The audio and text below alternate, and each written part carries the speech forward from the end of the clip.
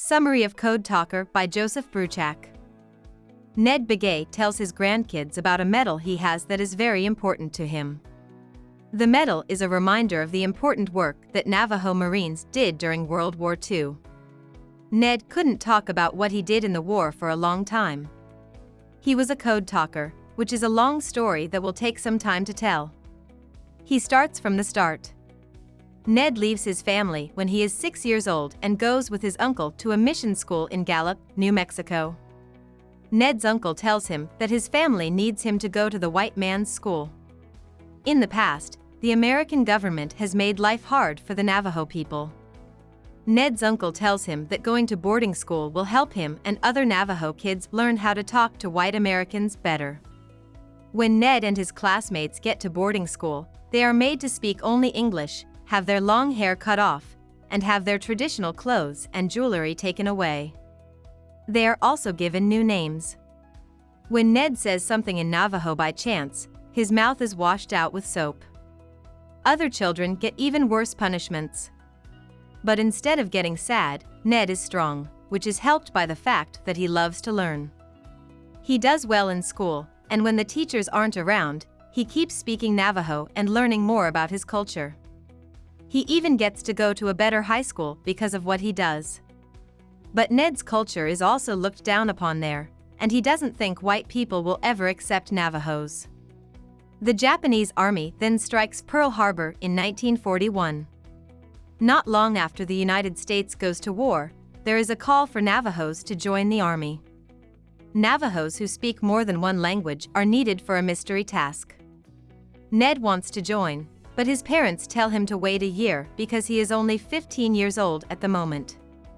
In the meantime, 29 men are chosen to make up the first Marine company made up of only Navajo people. After a few months, Johnny Manolito, who was one of the men, goes back to the tribe to find and train a new group of men. Ned can't wait any longer after hearing Johnny talk. His parents give him permission to join the army, but only if he goes through a blessing way, a tradition of protection that is led by Hosteen Mitchell, a well-known Navajo singer. Ned does well in boot camp, just like the other Navajo trainees, because he is used to many of the physical demands because he grew up on a farm with his family. After Ned's platoon gets the best grades in boot camp, they finally find out their secret mission, to learn how to talk in code. They will learn a top-secret code language that is based on Navajo so that they can send important notes on the battlefield. Ned and the other Navajo recruits enjoy code school.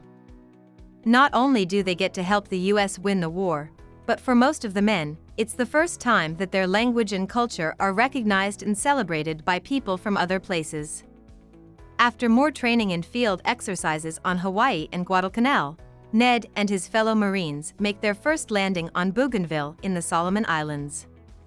This is Ned's first experience with combat and code messages in the field. The code talkers do such a good job on Bougainville that all of the Marine leaders ask for more Navajo code talkers, which makes Ned happy. After Bougainville, Ned takes part in the landing on Guam in the Mariana Islands, where there is a lot of fighting in the streets.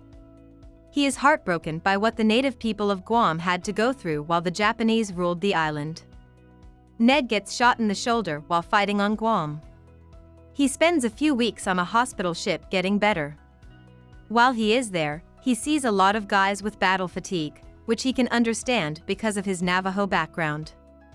In the beginning of 1945, Ned takes part in the invasion and bloody fight of Iwo Jima.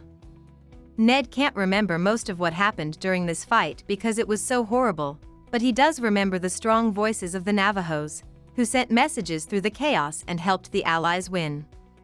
He also tells his grandkids about the time Ira Hayes, a Pima Indian friend of Ned's, helped raise the flag on Iwo Jima's Mount Suribachi. The event was captured in a Pulitzer Prize-winning photo and included Ned's friend Ira Hayes. Ned also fights in the terrible war on Okinawa. After that, he has to tell the others that President Franklin D. Roosevelt has died.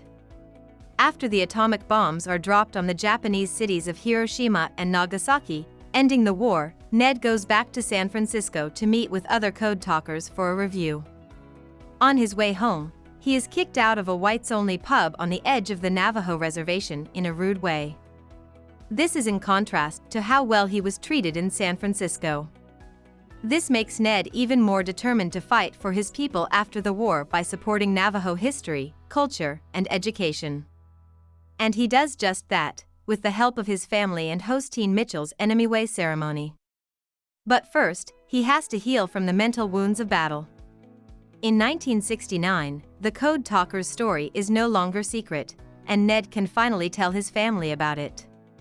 He cares more about telling his story than about the praise he and his fellow Code Talkers get from the White House. He hopes that by telling his story to his grandkids, they will be inspired to value their Navajo heritage and fight for it with a warrior spirit. About the author. Joseph Bruchac was raised in the foothills of the Adirondack Mountains in upstate New York by his mother's parents. He has a BA from Cornell University, an MA from Syracuse University in Literature and Creative Writing, and a PhD in Comparative Literature. Even though Bruchac also has English and Slovak roots, he says that his Northeastern American Indian roots have been the most important to him. Bruchac, his younger sister Margaret, and his two adult sons, James and Jesse, are all very active in projects to keep the Abenaki language and culture alive. One of these projects is a musical group called the Dawnland Singers, which is made up of Bruchac, Margaret, James, and Jesse. Bruchac has written more than 100 books for kids and adults. Some of these are the American Book Award-winning Breaking Silence, the historical novel Sacagawea, collections of traditional Native American stories and poems. He has won the Virginia Hamilton Literary Award and the Lifetime Achievement Award from the Native Writers Circle of the Americas for his contributions to multicultural children's writing. He lives in the New York town of Greenfield Center. Hope we summarized it fully and you liked it. Please hit the like button and subscribe to our channel so that we are motivated to create more videos.